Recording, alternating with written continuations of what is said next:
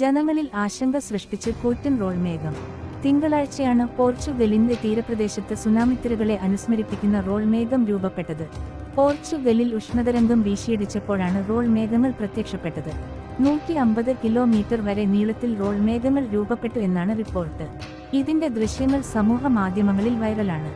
സമുദ്രത്തിൽ നിന്ന് ഒരു മേഘം ഉയർന്നുവന്ന് കടൽത്തീരത്തേക്ക് നീങ്ങുന്നത് വീഡിയോയിൽ കാണാം. ആദ്യ കാണുമ്പോൾ കൂറ്റൻ തിരമാല ഉയർന്ന് കരയിലേക്ക് അടുക്കുകയാണെന്നേ തോന്നുന്നു.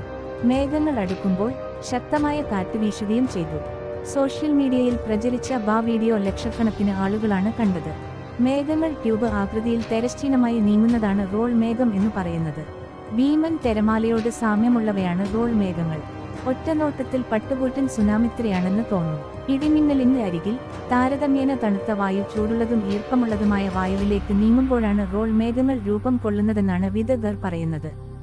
ഇത് അപൂർവ കാലാവസ്ഥാ പ്രതിഭാസമെന്നാണ് ഇക്കൂട്ടർ ചൂണ്ടിക്കാട്ടുന്നത്. താഴ്ന്നതും തിരശ്ചീനവും ട്യൂബ് ആകൃതിയിലുള്ളതും താരതമ്യേന അപൂർവവുമായ ഒരു തരം ആർക്കസ മേഘമാണ് റോൾ മേഘം. പോർച്ചുഗൽ വൻകരയിൽ കടുത്ത ഉഷ്ണതരംഗം അനുഭവപ്പെടുന്ന സമയത്താണ് ഈ അപൂർവ പ്രതിഭാസം സംഭവിച്ചതെന്ന് യൂറോ ന്യൂസ് റിപ്പോർട്ട് ചെയ്തു.